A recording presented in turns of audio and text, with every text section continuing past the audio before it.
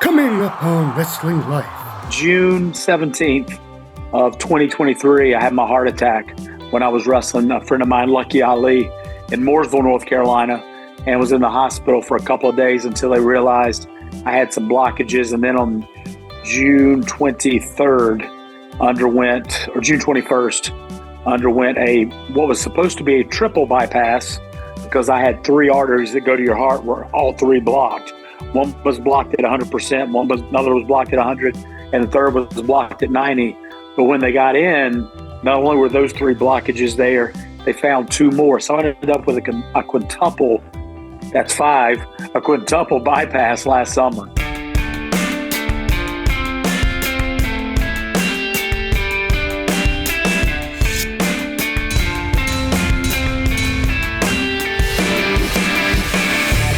Welcome to Wrestling Life with Ben Veal, the show that features real talk from real talent. Hello everyone, it is time for more real talk from real talent here on Wrestling Life. And I'm so excited about the conversation that's coming up for you today. My guest on this episode has worn many hats in his life so far. He's been a professional wrestler, a personal trainer and author, a political science graduate, a bodybuilder and a father. You may know him best from his time in World Championship Wrestling. But today he heads up Team Fearless Training Academy and is also sharing his faith journey with others through his weight room revival sessions. It is my pleasure to introduce Brad Cain, better known to us wrestling fans as Lodi. Brad, welcome to the show. How are you today, my friend? I am doing wonderful, man. Thank you so much for having me on today. It's such a pleasure. And, I always enjoy doing these introductions. That is a lot of hats you've worn in your life, isn't it? I have been blessed to do a lot of cool things throughout my life. And sometimes they go together and sometimes they don't. You know, some people give me a hard time about my background in the military. They're like, how did I know you were in the military? I'm like, sometimes it's hard to fit everything in when you're doing a 30-minute podcast or whatever. But yeah, so absolutely. How long did you serve for? I was in 5 years. Went into the reserves when I was in college. But the day I graduated basic training, Iraq invaded Kuwait. And so then we started, and I got activated and spent a year and a half on active duty during Desert Storm. The only good news for me is I did not have to go overseas. I stayed stateside the whole time. So I was in the States the whole time. I did not have to go over to the sandbox. Yeah. Wow. So that was just after you just graduated in political science at that time? Well, I just graduated basic training. I was still in college. A lot of my college buddies were in the reserves here in the States. And the cool thing about being in the reserves, if you're in college, you go to basic training one summer, go back to school and serve 1 weekend a month. The following summer, you go to your job training, and then you just have reserve duty on the weekends, 1 weekend a month. And you get your GI Bill and some of your college paid for. So it seemed like a good plan for me. And so I was in between my sophomore and junior year, and I graduated August 2nd, 1990. And I walked off the parade field for graduating basic training. My mom was there, and she's in tears. I'm like, Mom, what's up? And she's like, I told you you're going to war. And I'm like, what are you talking about? She's like, Iraq invaded Kuwait today. You're going to war. And so my reserve unit I was in a medical field. I was a scrub nurse in the operating room. So my unit got activated immediately. But instead of having to go over to Saudi at the time, they kept me in the States to finish my job training, which was at Fort Sam Houston in San Antonio, Texas. And by the time I finished my job training, the war was over. So I got to stay stateside and just work in the hospital. So a year and a half on active duty, but did not have to go overseas. Wow, that's a blessing in many ways, I'm sure. Yes, sir. Yeah, gosh. And talking of blessings, I mean, it's amazing to have you on the show. We're recording this in early 2024. There you are looking, so healthy. But, it's only last year that you underwent open heart surgery. I mean, how are you feeling health-wise right now? Health-wise, I feel pretty good. Being 100% honest, not trying to be cool and macho or whatever. June 17th of 2023, I had my heart attack when I was wrestling a friend of mine, Lucky Ali, in Mooresville, North Carolina, and was in the hospital for a couple of days until they realized I had some blockages. And then on June 23rd, June 21st, underwent what was supposed to be a triple bypass because I had three arteries that go to your heart were all three blocked. One was blocked at 100%, another was blocked at 100, and the third was blocked at 90. But when they got in, not only were those 3 blockages there, they found 2 more. So I ended up with a quintuple, that's 5, a quintuple bypass last summer. Wow. Did you have any idea before you had your heart attack that you had any kind of heart issues? I had a couple of issues that had started rearing their head a few weeks earlier. And I had a couple of clients and some wrestling friends of mine, as well as Charles Robinson, who's referee for WWE. We've been friends for years, who had been dealing with AFib. And I thought that may have been what I was having issues with. I was having a racing heartbeat or whatever. And it turned out it was a little more serious than just AFib, obviously.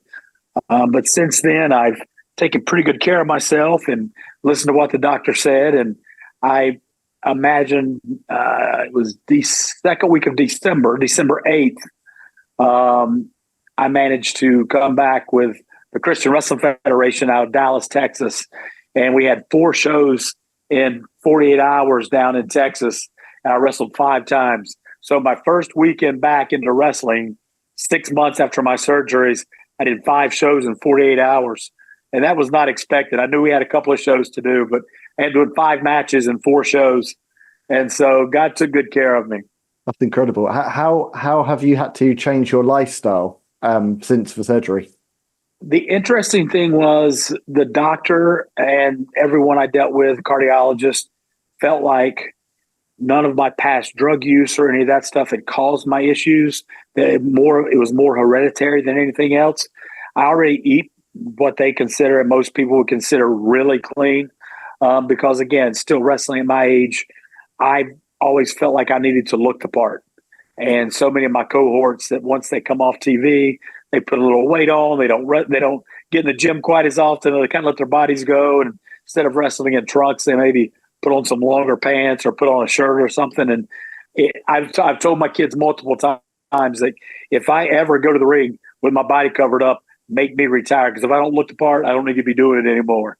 So, the changes were just being more mindful of, my sodium intake and stuff and making sure I keep an eye on everything. And thankfully, I'm feeling, like I said, really good. I got back in December, wrestled down in Texas, wrestled in Georgia, wrestled the weekend before last, and have a pretty full spring coming up. So getting back to my normal schedule of working almost every weekend and still running the wrestling school. And my body has thankfully healed really fast. And I've said this 100 times over, but I'll say it again. God knew what he was doing when he created me, and he gave me what I call starfish-like healing abilities. I always heal pretty quick from no matter what kind of surgery or injury I have.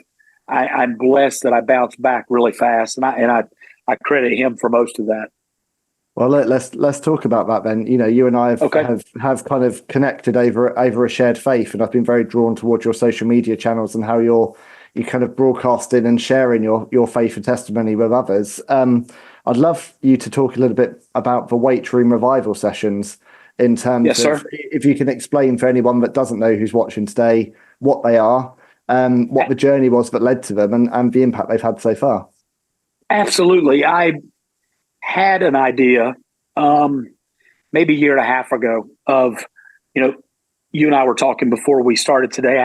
I have a personal training studio. So obviously I pay rent on my personal training gym, and it's there. And thankfully, through the Christian Wrestling Federation and some other groups, there's a group out of Georgia called Hope Championship Wrestling that are Christian-based wrestling groups, which allow us to, at intermission or to speak at these shows and give our testimony and maybe give a message and that kind of thing. But part of me over the last couple of years, Nikita Koloff and I have done some ministry work together multiple times, and we're close. But he and I did a TV show maybe 2 or 3 years ago about how so few men now are filling the godly role laid out for men to be in the Bible, to be good, sound, biblical men.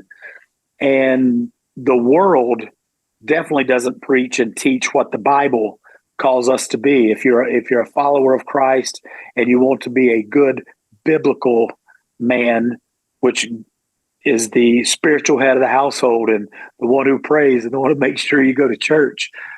I've found through my years of speaking and going out, and I've been speaking now since 2012 at different events and different things, and so many times now, and there's nothing wrong, and I want to make sure I get this across. There's nothing wrong with a woman who loves Jesus. As a matter of fact, the Proverbs 31 woman, it's phenomenal, but she's not meant to be the household leader when it comes to praying and that kind of thing. Not that she can't pray. That's not what I'm getting at, but there are certain roles the Bible calls for the man to fulfill.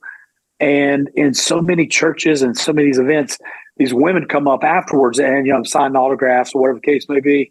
And I really got my family here today and they're standing over there. Can they come over and say hello? And it's almost like in some families, the female's taking on that role. And I just feel like sometimes guys aren't getting deep enough in the word to realize that's what they're called to do, to be followers of Christ. And so we had an idea of maybe doing some things at the gym and getting a small group together. And I've got to be very honest.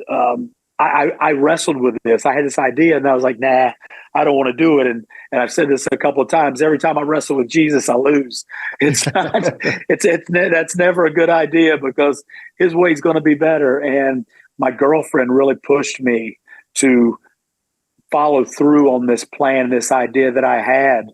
And I'm very thankful for that. And so we've had 2 so far. They're called, like you said, the Weight Room Revival.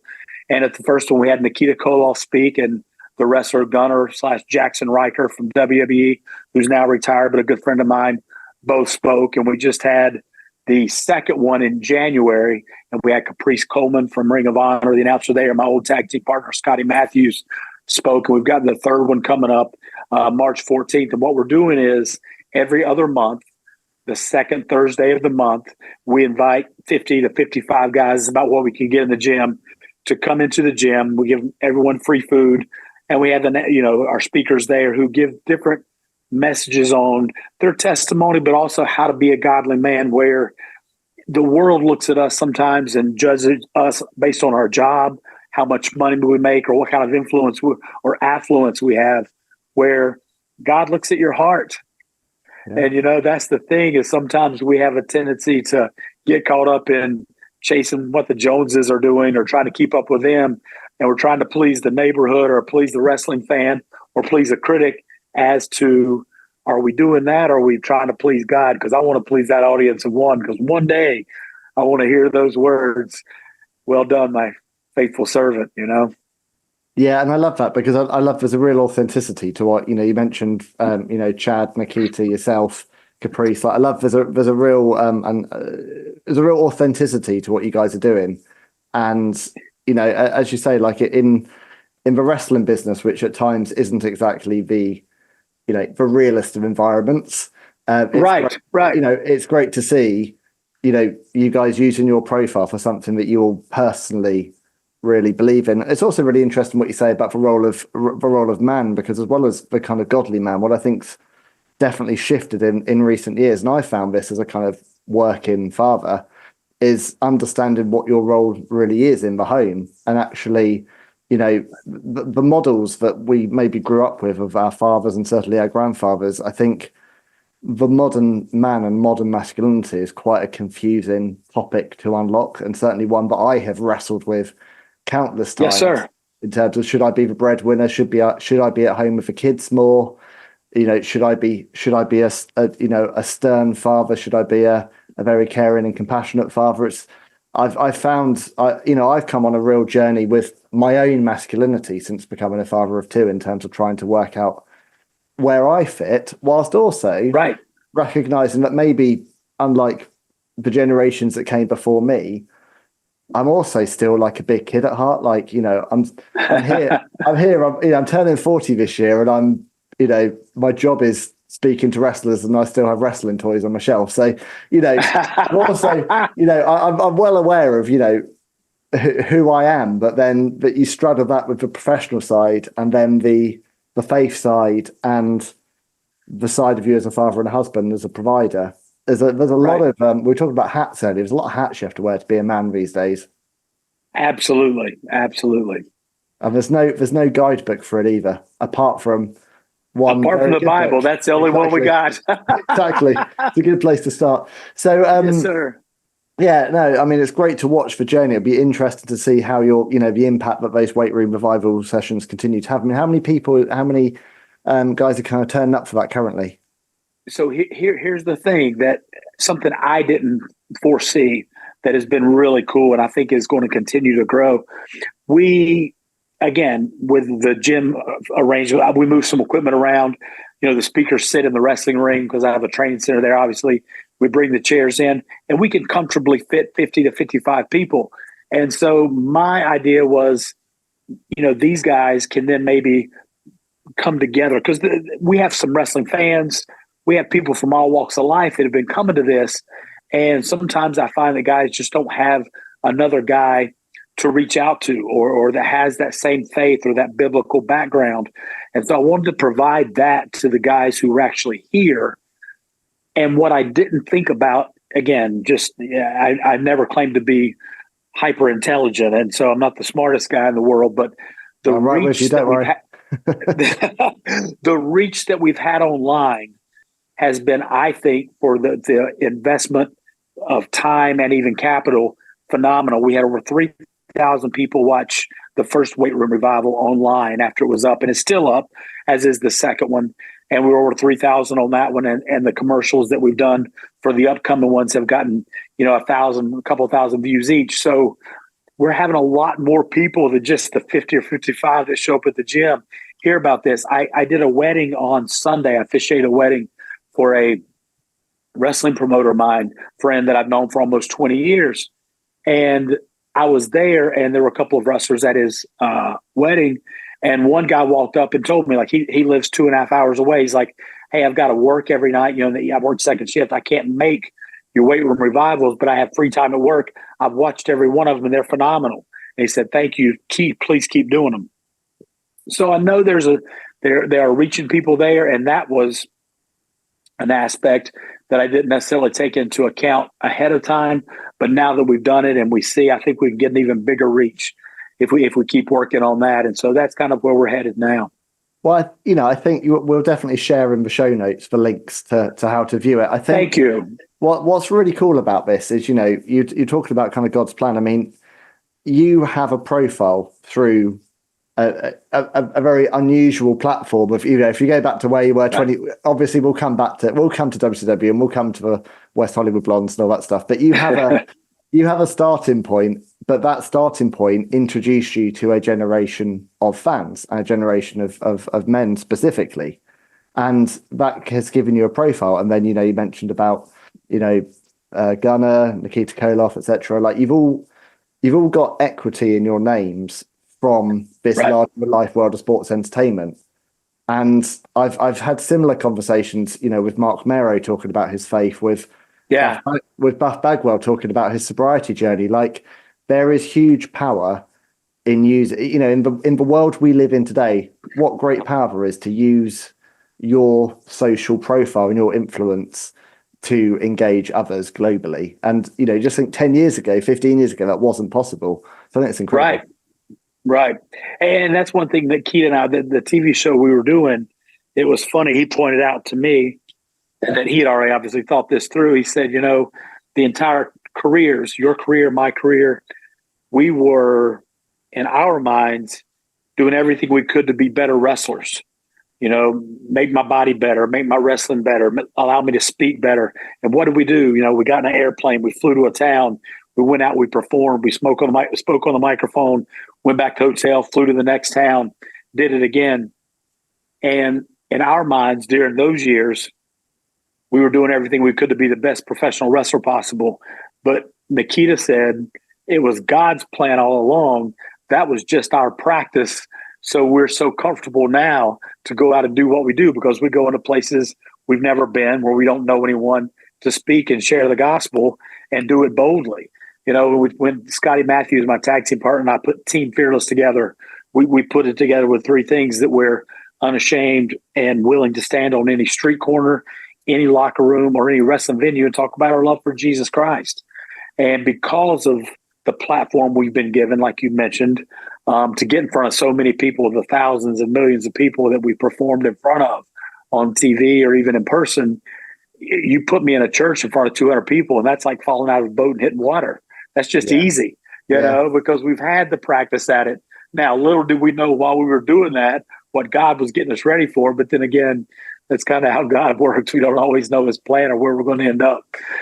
So. And the thing that's overlooked about pro wrestling as well is, it's really high pressure, isn't it? In terms of like, you've got to, you're talking about speaking on a microphone in front of a crowd of say 20, 30,000 people.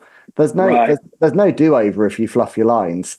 There is no do-over. No. So talk about kind of going kind of into a tough environment from day one, and your transition to WCW was pretty quick, wasn't it? From your training with C.W. Anderson.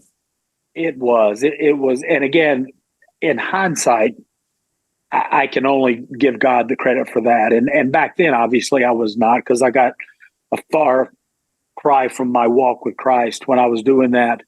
But there's no reason that 2 years from the time I met C.W. Anderson and took my first bump, I was sitting in the Palace at Auburn Hills getting ready to do my first pay-per-view for WCW in front of 18,000 people live, but millions of people worldwide watching the pay-per-view.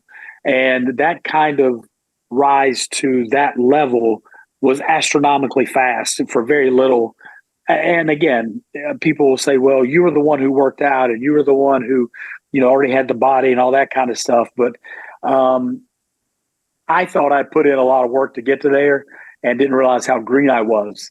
I was so green. The joke is I was still blue and yellow. But I felt like I deserved being there. I'll never forget having this argument with Raven because he had been so instrumental in getting me that spot. And when I first started, Perry Saturn hated me.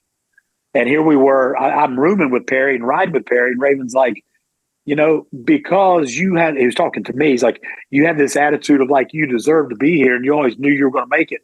And I'm like, I busted my butt for 2 years to get here. And he's like, Saturn's been doing it for 15 to get here. Bro, it's not even close. And I just remember, I'm like, oh, now I see why he hates me. But it took me a little while. And so it's just one of those things where when you're in it, you can't necessarily see the forest for the trees. But in hindsight, for me to take credit for any of that stuff and think that it was me and not God's plan is just ridiculous. Do you think you entered, the big promotion too soon? Do you think you would have benefited from having more time? Because of course, if you had waited longer, the flip side is you entered WCW at its absolute peak. Who knows what your career would have? Who knows where you'd have been if you'd entered in 99 or 2000? Right, because again, you add 2 more years to that, and there is no WCW. Yeah.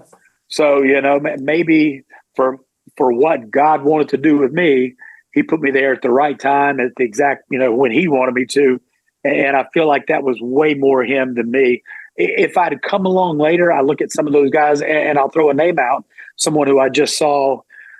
Third week in December, I was down wrestling south of Atlanta in Georgia, and Alan Funk Queewee was there. And he was a little behind me when he started at the power plant when he hit TV. And he was part of that group that WCW had held on to that hadn't gotten let go when Vince came in and bought the company. But you never saw Queewee do much on WWE TV because they ended up letting a lot of those guys go. So if I'd been a couple years later and come in with that group, I don't know that I've had the same effect that I did coming in a year and a half, 2 years earlier. It's Ben Veal here, host of Wrestling Life. This show is all about real talk from the talented individuals who shaped wrestling's past, present and future. And when it comes to honouring wrestling's past, I have to give a quick shout out to the great team and our friends at bigbluecage.com. Big Blue Cage Wrestling Store is your one-stop online shop for some truly awesome wrestling gear.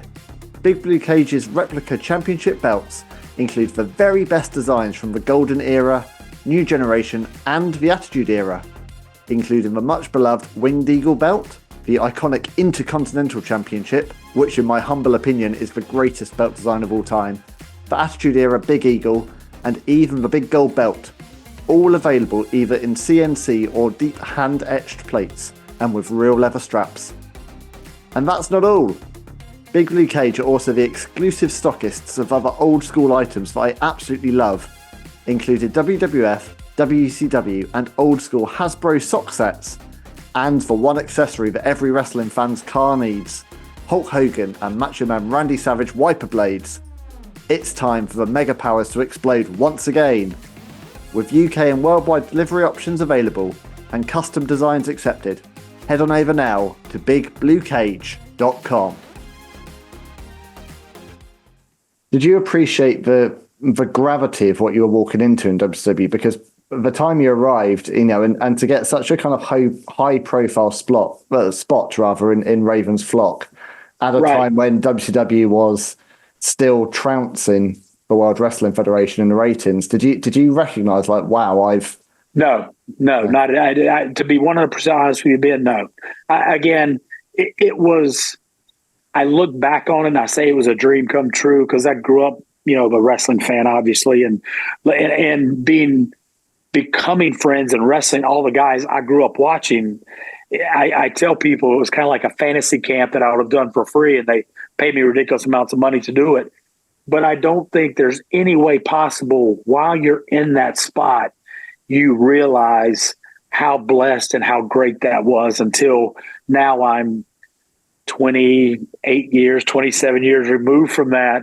And I see what the guys do today to even have an opportunity to make it. And that was another thing too. There was a group of us out in North Carolina. There's about 15 of us that all used to do these indie shows together in like 95 and 96. And we all ended up on TV with contracts. So it just kind of felt normal. I'm like, hey, I'm up here with all there was Matt Hardy and Jeff Hardy and Joey Abs and Shannon Moore and Shane Helms and C.W. Anderson and Steve Carino, Chili Willie with DCW, all those guys. This group of us that all wrestled in the Carolinas together, who all ended up getting contracts. It just seemed like the normal thing to do, but that doesn't happen every day. You don't have 20 guys from one small area. It's like the group that came out of Minneapolis, with Henning and Rude and all those guys and Nikita and that whole bunch. You just don't have that happen that often. And for us, it almost just seemed like, well, we wrestle, we should be on TV, we should go there. And again, looking back after doing this for, 29 years now, you realize that's few and far between. So no way I could have realized it. I had people, Raven, trying to tell me how blessed I was, and I didn't want to hear it, So how did your friendship with Raven come about then? Love him to death. Love him with all my heart, and probably no one in the wrestling business helped me, gave me more than Raven. And I try to always preface everything I say with that, because I don't feel like there's anything I could ever do moving forward or in the past to repay him for those things. I met Raven at a bar in Atlanta. I was with Johnny Green, who was a wrestler at WCW at the Power Plant. His wrestling name was Johnny Attitude. He did some of the Saturday night shows, and Johnny passed away a couple years ago. But Raven had just come down from ECW when I'd started the Power Plant. He hadn't been on TV but for a couple of weeks. And we were in a bar, and Johnny said, hey, there's Raven. Let's go say hello. And I was not an ECW fan. Even though I was a wrestler, I didn't get into it. I didn't follow it. I didn't want to learn about it. And I said, I don't know him. I don't want to bug him. If you want to go say hello, I'll just stay here. And so Johnny walks off. He comes back in 30 seconds or a minute. He goes, hey, you need to go say hello to Raven. I'm like, bro, I already told you, I don't know him. He goes, no, he wants to meet you. Okay. He wants to meet. Why does he want to meet me? I mean, I had just started the Power Play, just been through the trial. I mean, I don't think I've been in Atlanta a month. And he goes, no, I told him you were a personal trainer and all these bodybuilders you trained. He's looking to hire a personal trainer. So I went over, and Raven's like, so tell me what you've done. And I just started rattling some things off, and he said, oh, so you're at the Power Plant? Yeah. And that was basically it. And he looks at me and goes, all right. He said, took out a pen and paper. He wrote it, and he goes, here's my address. Come pick me up tomorrow at 12 o'clock and we'll go to the gym. I'm like, what? I'm like, what are you talking about? He's like, I just hired you as my personal trainer. Let's do a shot. And I'm like, I'm not even, what are you talking about? I don't even drink. And at this point, and he's like, no, we're going to have a shot. You're my new personal trainer. I'm like, I don't think being your personal trainer drinking with you is a really good idea. But so long story sped up in short, I started training him, and within 2 weeks, he offered me a job as his personal assistant. He said, you're too good to just be my personal trainer when I'm out of town. Would you mind picking up my dry clean, whatever? I'll pay you X amount a week. And I just sold my personal training studio. So I wasn't working other than doing indie shows on the weekends. And he hired me as his personal assistant, which meant I went over and woke him up every morning, cooked his breakfast, took him to the gym. We trained. And 3 months later or so, we were sitting in a bar one night. It was a Thursday night. And he said, man, back then, WCW wasn't doing a lot of house shows. They had Monday Night Nitro. They had the pay-per-view, but the weekends, Raven was home. Well, he was home in Atlanta, but I was wrestling every weekend back in the Carolinas. So I was on the road. I was doing indie shows on Friday, Saturday, Sunday. And he's sitting there, and Stevie had just gotten hurt. Richards had just gotten hurt. And he said, man, I sure do wish you were on TV with me. I'm like, yeah, me too. It was like 11:30, and we're sitting in a bar in Atlanta.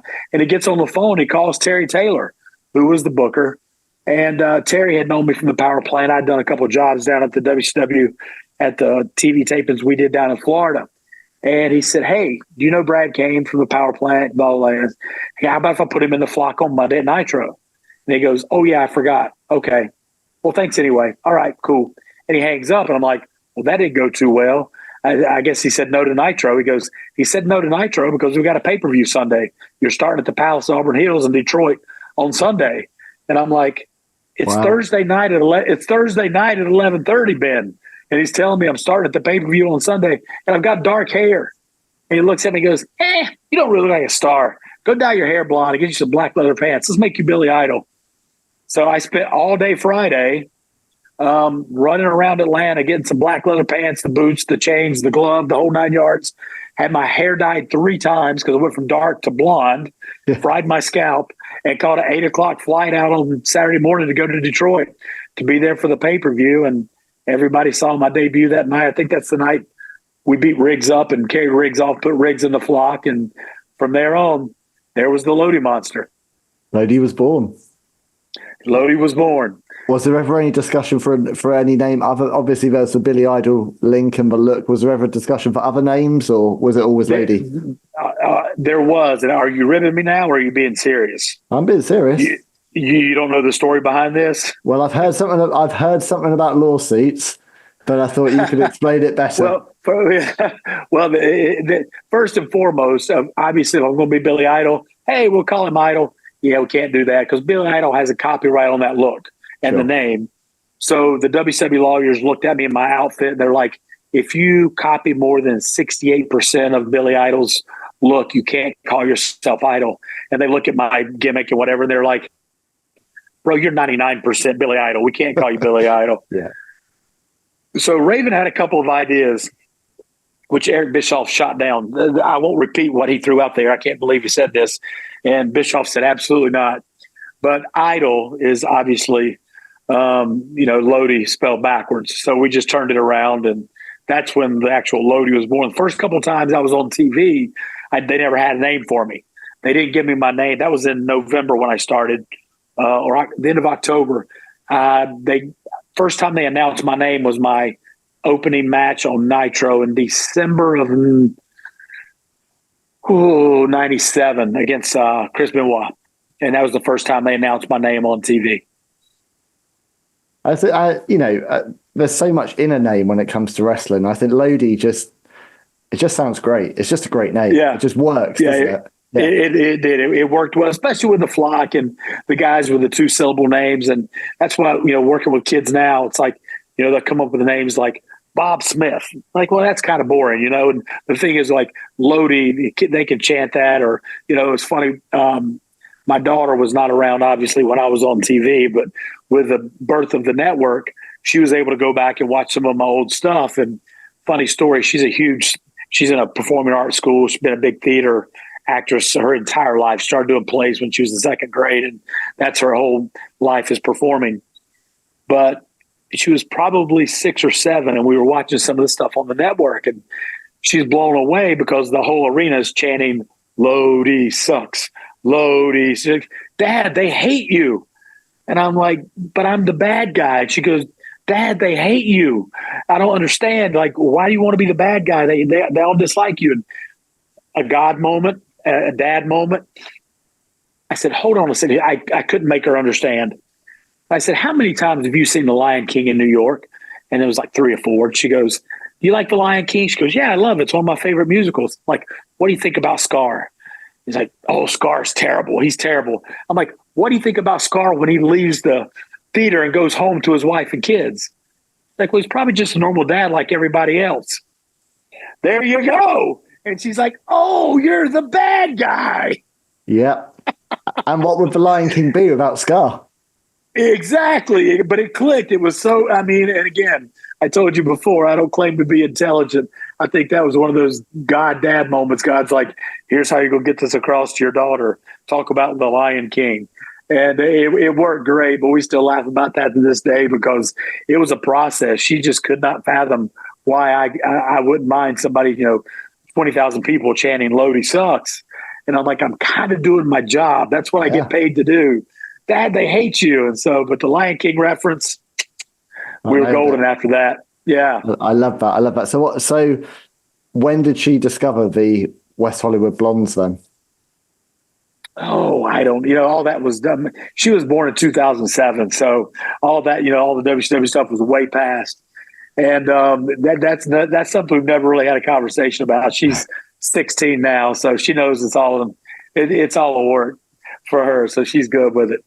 So what are your memories of the team, Brad, and obviously the controversy that surrounded that for a period as well? How do you land on that, looking back at that team now? Obviously, that's a big part of your wrestling journey. It was a huge part of my journey and a huge part of my WCW career, obviously. There's a lot of sadness and bitterness there for the fact of why we were actually taken off TV. GLAD, the group Gay and Lesbians Against Defamation, were the group that was behind getting us removed from TV. And the thing that a lot of people don't understand or don't know was that GLAD came out, that they had a guy, it's called their watchdog, more or less, who watched the media and different things for any time there would be bashing or anything that would defame or say negative things about the gay and lesbian community.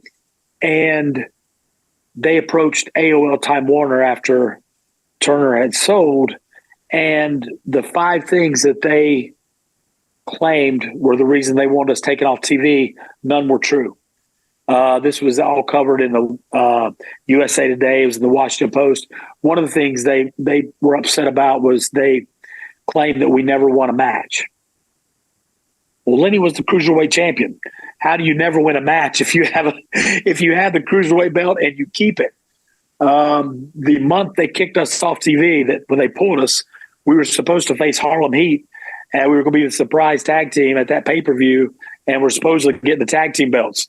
And they said we never won a match. Well, again, Lenny had the cruiserweight belt, never lost it. It was one of those, and if you go back in the history books, it's a phantom thing that I think he said he lost on a house show to Psychosis.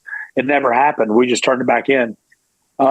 They said, GLAD did, that I was announced as Lenny's gay tag team partner every arena when I came out.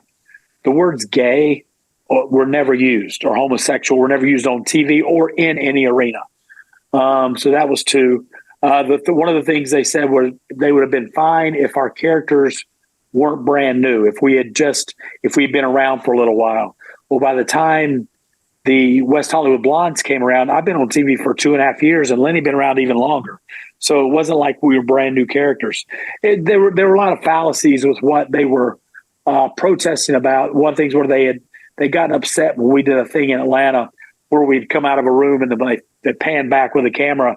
It said closet, and we went the room we'd walked out of. And they had complained when that happened, and they explained to them at WCW, we're a weekly episodic TV show. We don't replay shows over and over and over again. And they claimed that after they were told that show would never air again, WCW continued to air this show. Well, if you watch Nitro or Thunder, they didn't they re-aired Nitro that night. They would replay it back to back here in the States. But as far as like a week later or whatever, we didn't have reruns. And so, the things they were claiming fell short. And that was frustrating because I felt like we were getting really good ratings. And again, things that happened that far ago, people don't necessarily remember. But, with the Sheets, we always get the quarter-hour ratings.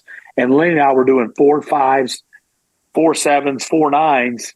and Bischoff and Hogan were doing 1-2s and 1-3s. They had that what we call change the channel heat. In '99, the WCW product was starting to go downhill, and WWF was picking up, WWE. But our quarter hour ratings were up. We were doing great. We were one of the highest rated segments of the show. And we always joke, if you could get something over with the boys in the back, the fans will probably like it. And it was one of those things where the boys would give us a hard time about what we did and our characters. But for instance, we'd come back through the curtain some nights and the boys would just be standing there. We'd walk through and everything's kind of quiet. And they would always kind of like, it's like that golf clap. Like, I can't believe you guys just went out there on live TV and did what you did. And the other thing was that which you knew you were with the boys is when they would make fun of you and call you a derogatory name in front of everybody. And then 30 seconds later, Kurt Hennig would be like, Lodi, come here.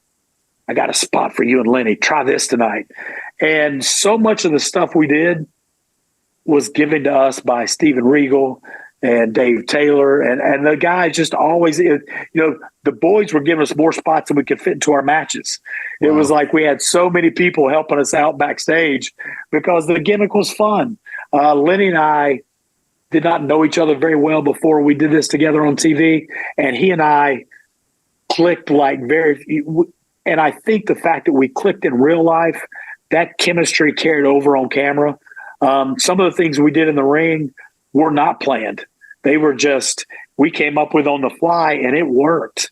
And it's funny how we've wrestled multiple times over the last 10 years. We'll go 2 years, not see each other, talk on the phone, send a Christmas card or whatever, and keep up with each other. But we'll get reconnected to go do a show or something. And it's like we just did it yesterday. It's always so easy to fall right back into that. And we have a lot of fun with it, so. That's true friendship, isn't it? Yeah. And that's one thing that came out of it. You were saying earlier, what are your memories of that? What are some of the good things or whatever? And my friendship with Lenny and the times he and I shared together, it was 1999. We met some girls down in Texas, and there's a lot to this story, but I'll give you the short version. Because we were in Lubbock, Texas. Lenny won the cruiserweight belt from Rey Mysterio in Lubbock, Texas. But we were there a couple of days early before Thunder because we had to do a photo shoot and some other things. Became friends with some of the girls that worked at the gym and the gym owner. Lenny and I were both let go from WCW right before it was bought. And Lenny was back down in 2000, 2001, whenever that took place. Lenny was down in Texas. He was living in Minneapolis doing an indie show. And this girl, one of the girls that we had met, comes to his indie show just to say hello and see him again after 4 or 5 years. They started dating. They got married. They're still together. So I mean, we met his wife in '99, and it's 2024. They live together in Florida. And they're great.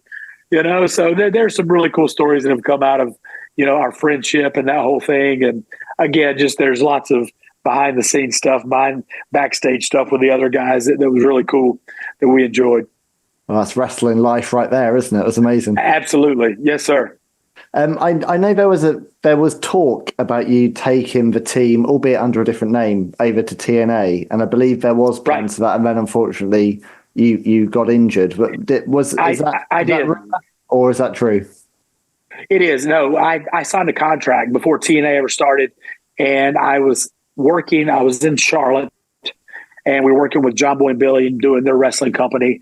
And I signed a 4-match contract with TNA to start with them, and ended up going to the hospital and having my second discectomy and had to have neck surgery. I was out for 18 months. And that's where I brought him up earlier, but come back to Alan Funk took my place. Kwee. He stood in with Lenny. They did the first 4 shows as the Rainbow Express.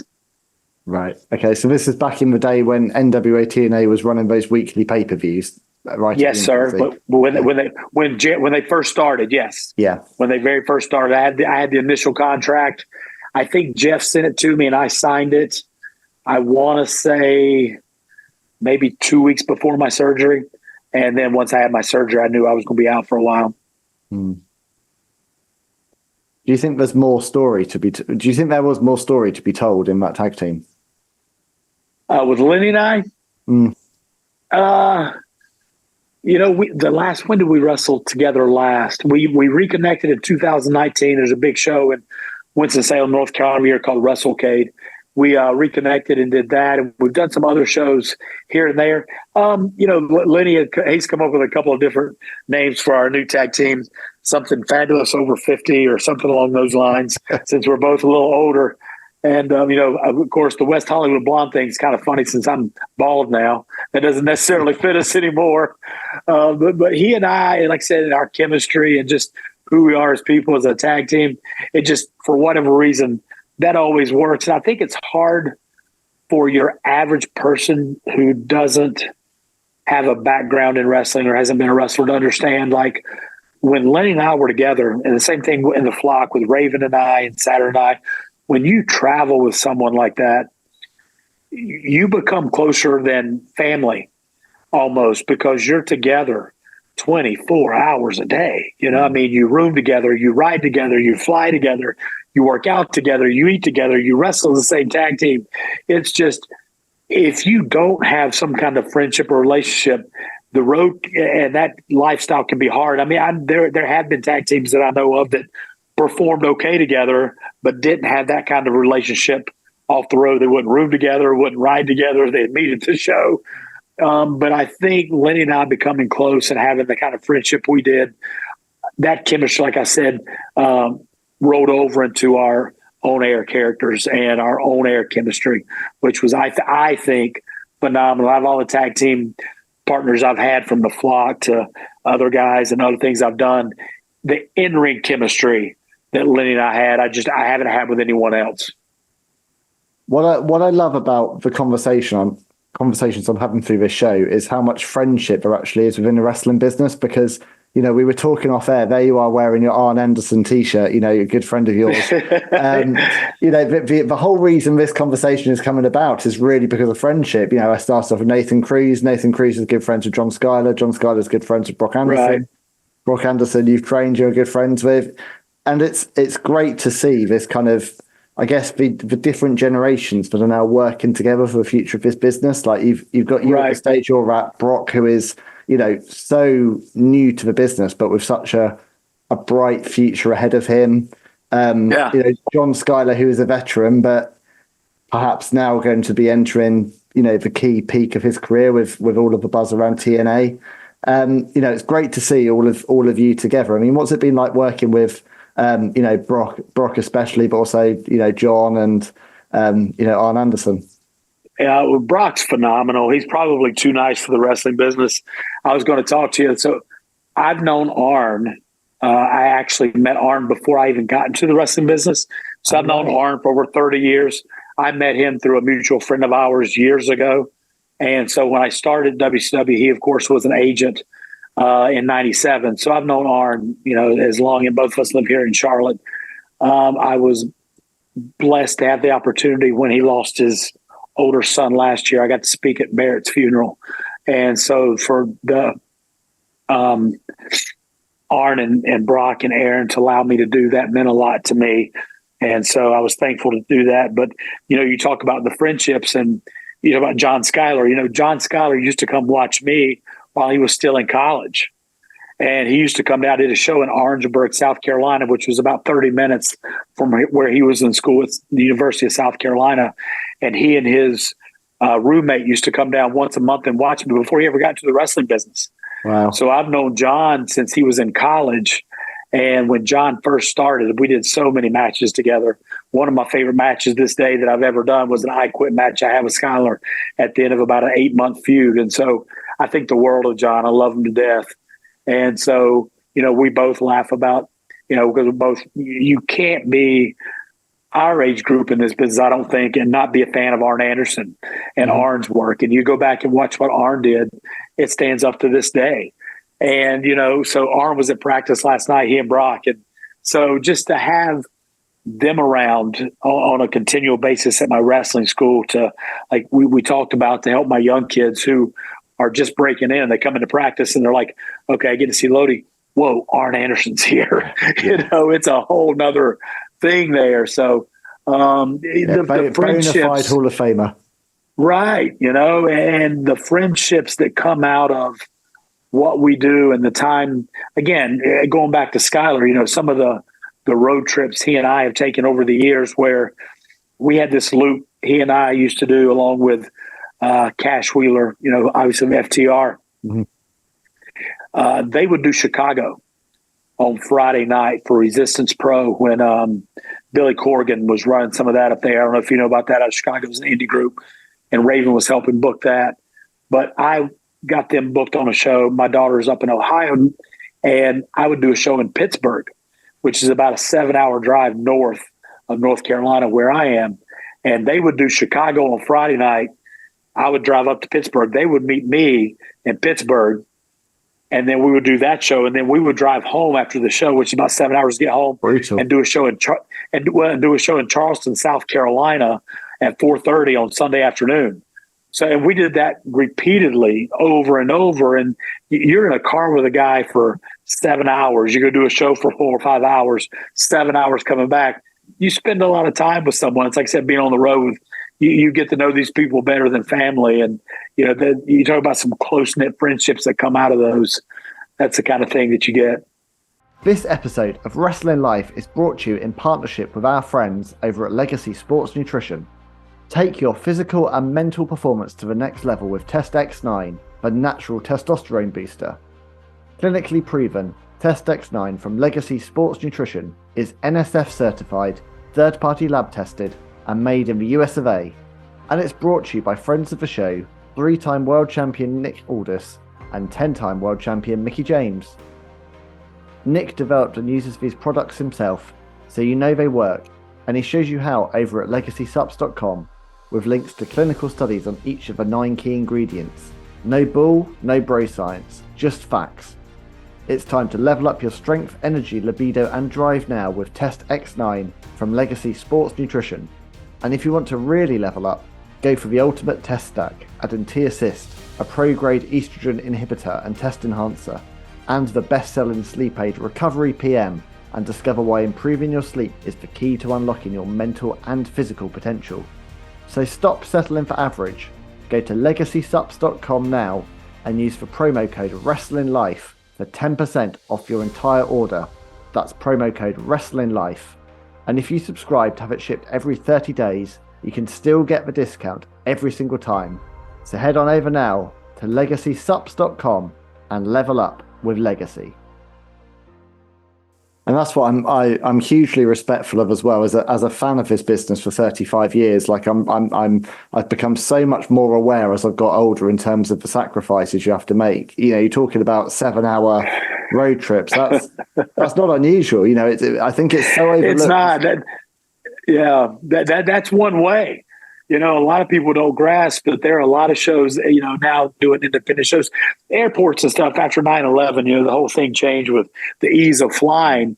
And if a show for me personally is 7 or 8 hours, I would almost rather drive than fly and deal with the airports and the waiting and the hassle of security and that kind of stuff. And so, if you've got a 7-hour drive, there's nothing like being home at night. So I'm going to drive 7 hours to do the show. I'm doing the show and I'm coming home. And I may get home at 6 or 7 on Sunday morning. I may be up 24, 25 hours, but I'm getting home and getting my own bed. So there's a lot of that involved. And those are the things, sometimes the fans just don't see the other side of it, because they just know, oh, Lodi wrestled in Charleston, or oh, Lodi wrestled in Georgia, or oh, Lodi wrestled in Pittsburgh. And they don't just see the time that goes behind it. And I don't put that out there like you said, to get people to be like, oh my goodness, you sacrifice so much. That's my choice. That's what, nobody makes me do this. We choose to do it because we love it. Yeah. There's something to it. And in this regard now, because when I get to those shows, my pictures and my merchandise have a Bible verse on them. And so there's more to it than just me going there and getting paid, because before the show or intermission or after the show, I may meet somebody that's either never heard of Jesus or gotten away from Jesus and needs to hear something to get them to come back.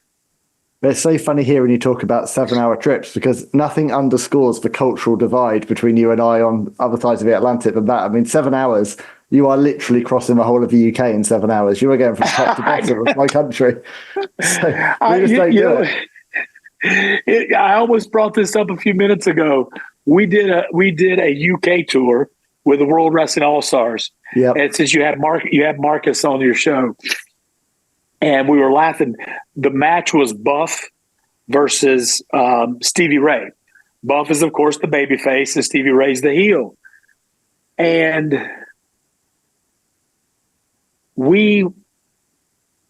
help me out here. Sheffield is what? Is that? Sheffield's where is she? kind of in the middle, slightly up. Yeah. We were either in Sheffield the night before or in Sheffield. Sheffield's in England, right? Mm-hmm. Yes. Wherever we were the night before was not in England.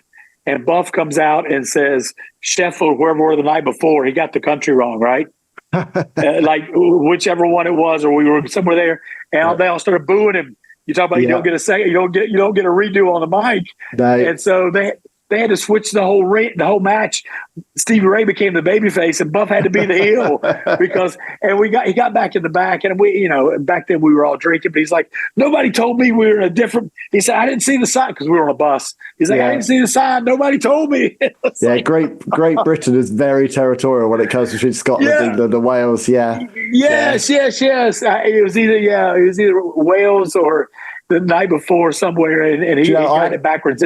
Sheffield, Wales, or something like that. He just got that part of it wrong, and they booed him out of the building bed. It was great. I remember going to a WWF house show in 1996, which was held in. Well, it was held in. We pronounce it Birmingham. It kind of all rolls into Birmingham. one. And the announcer said, "It's great to be here in Birmingham," and 15,000. Young WWF fans started instant heat for that ring announcer. Freddie had no idea what they'd done wrong. But this is what I love about the wrestling product. It spans geographies, doesn't it? It's a worldwide product, it's a universal language. And I feel blessed to be part of this community. I feel blessed to be able to have conversations like this now, because it's a very special business that we've both, has been such a big part of both of our lives. And I just want good things for this industry and, the people, the talent that are involved in it. One thing I was going to ask about before we wrap up, I mean, there's a reason this is called Wrestling Life. And a big part of it is because it's about the real stories behind the talent involved. And I'd kind of be remiss if I didn't ask you a little bit, you alluded to it briefly, but about your drug addiction and your struggles with painkillers, which thankfully you overcame after going through rehab. Looking back now, Brad, how did that experience change you and shape your life and the man you are today? I think when I go back now and I speak of my drug use and the things I did, my biggest fear has always been that I would somehow, some way talk about it in a way that glamorized it for young kids. And I never wanted to do that because I lost friends and acquaintances to drug overdoses and suicide. And I saw it destroy lives and marriages and relationships, mine included. It gives me now some credence or some background to help someone else that's having those issues, because they can't look at me and say, you don't know what I'm going through. Oh, yes, I do, because I've been there. And then they might listen. I was a youth group leader for 7 years at my church, and my co-leader for a couple of years was our youth pastor, whose dad was a pastor, who didn't drink a beer until he was 32. And whenever I wasn't there, we always had the junior and senior boys in high school. And anytime a drug-related question would come up or something like that, of course, they would tell Matt, they're like, you don't know what it's like. Hey, call Lodi and ask him. They would listen to me because they knew about my past. So it gave me, in their eyes, some credence, like I said, or some the credentials to be able to talk about it, because I have overcome that with God's help, and I have suffered because of it. And I do feel like part of that was me losing my job and not being better at WCW was based on the fact that I struggled so much with my addictions, and you never saw me perform sober. And that's something that I'm I don't say in a bragging type way. It's almost embarrassing at this point to say that, but it's just a fact and it's true. And so obviously now I perform without it and can do it. But back then, I don't even know if I could. I was so out of my mind, with the addiction and the drugs at that point.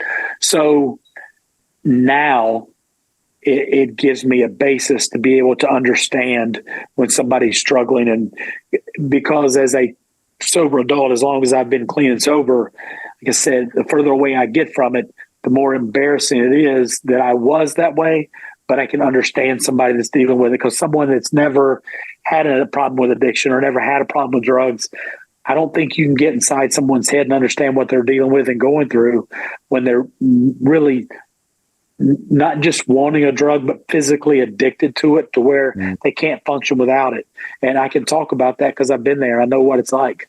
So again, I go back on it. And if everything I went through helps me somewhere along the way to save one person or help one person, it was worth it. And I know that I've helped more than that already, but I think that's one of the reasons God kept me here, was to take that story, as bad as it is and as bad as it was, and show that there is victory on the other side and it can be overcome with his help. Bless you, my friend. There is thank you, sir. There's nothing I can ask that will top that, really. It's just great to see you. I think, one of the most heartbreaking, crushing things about being, and this is just being a wrestling fan, not being a performer, is how many of, the talents that I've looked up to and idolized seem to have gone far too soon. And I can only imagine what that's like when these people are your peers and your friends. And I'm so pleased whenever I see, someone like yourself, when I have a conversation with, like Marcus Bagwell recently, for example. It just brings me so much joy to, when you see someone who's come out the other side and who's living life fully now. Yes, sir. Because at the end of the day, it's an entertainment art form, and it's heartbreaking how many lives have been, sadly ended far too soon through it. And just keep doing what you're doing, keep looking after yourself, and keep paying it forward, one person at a time. Yes, sir. Absolutely. How can my audience kind of connect with you, Lodi, on social media and with what you're doing with Team Fearless? Yeah, absolutely. My Facebook is Brad Lodi Cain. There are two of them. My Lodi page. Instagram, it's Lodi1Brad. Same thing on Twitter. All my social media stuff's kind of connected. So if you get on one, you can find the other stuff. But any of those platforms would be a good way to reach out to me if they need to. Shoot me a message or follow me there and keep up with what's going on with the Weight Room Revival. Not TikToking yet? No, I've stayed away from that one. I'm like, you know what? I put a hold on that. I didn't get into the Snapchat thing. I ain't got into the TikTok thing. I think I'm going to cap it right here for now. I think that's very sensible. Last thing I wanted to ask you is there any? Obviously, you're training a lot of kind of new talent in entering in business. Is there one bit of advice that a lot of the listeners of this show are quite new to the business or interested in entering a business? Is there one bit of advice to try and make it in today's professional wrestling scene that you give? Obviously, if you look back through my career, they are what we call body guys who look the part. They look physically imposing, they're muscular or whatever. I grew up with the 80s and the Mid-Atlantic Championship Wrestling. Those guys were always larger than life to me. And knowing them as adults, even in their 60s and 70s, they're still big men, Ben. That's what I prefer of my wrestlers. I don't mind. And I know everything changes, the flips, the flops, and the more acrobatic styles, pretty crazy. The guys have gotten a little smaller, but I still feel like you've got to be in shape and you got to look the part.